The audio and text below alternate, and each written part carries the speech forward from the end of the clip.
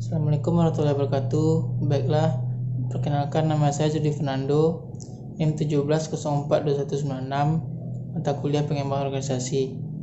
Kali ini saya akan mempresentasikan model dan teknik intervensi dalam pengembangan organisasi.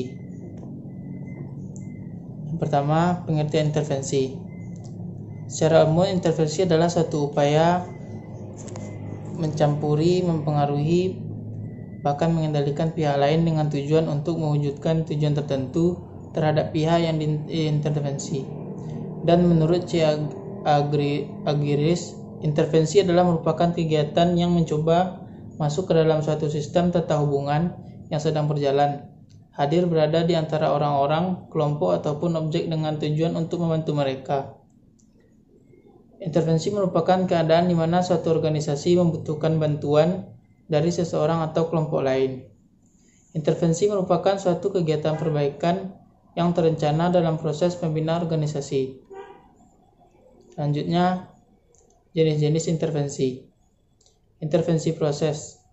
Pendekatan yang dilakukan melalui perubahan proses yang kerja terkait langsung dengan aspek manusianya, baik secara individu, kelompok, maupun tingkat organisasi. Selanjutnya, intervensi manajemen sumber daya manusia. Pendekatan yang dilakukan melalui perubahan sistem manajemen kinerja dan pengembangan karir. Selanjutnya, intervensi strategis.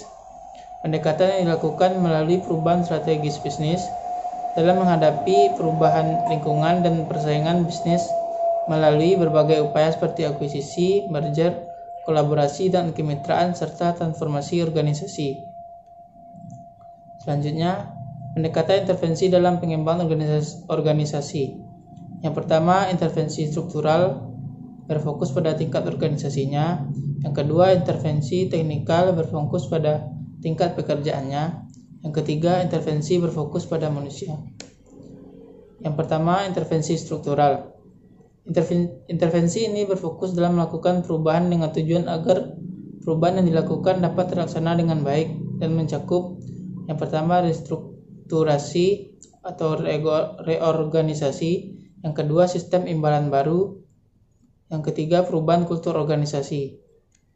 Yang kedua, intervensi teknikal. Penggunaan intervensi ini ialah perluasan pekerjaan secara vertikal.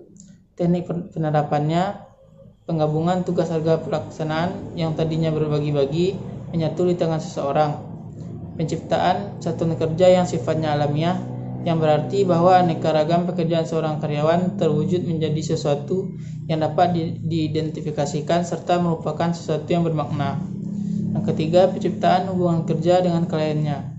Yang keempat, membuka saluran umpan balik akan memungkinkan seorang karyawan mengetahui bagaimana pendapat orang lain tentang kinerjanya. Yang ketiga, intervensi berfokus pada manusia. Intervensi berfokus pada sikap dan motivasi dan perilaku para anggota. Pendekatan pengembangan organisasi mendekatkan 5 bentuk spesifikasi. Yang pertama, umpan balik melalui survei. Yang kedua, pembinaan tim. Yang ketiga, konsultan proses. Yang keempat, pelatihan kepekaan. Yang kelima, pembinaan kerja sama antar kelompok.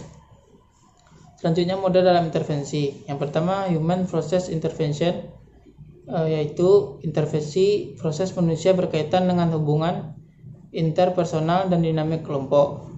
Intervensi ini berfokus pada orang dalam organisasi dan proses melalui mana anggota organisasi mencapai tujuan organisasi. Yang kedua, model mental.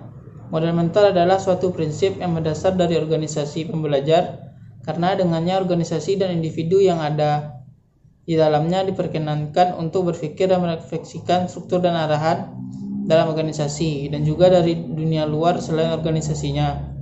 Model mental adalah suatu aktivitas perenungan terus-menerus mengklarifikasikan dan memperbaiki gambaran-gambaran internal kita tentang dunia dan melihat bagaimana hal itu membentuk tindakan dan keputusan kita.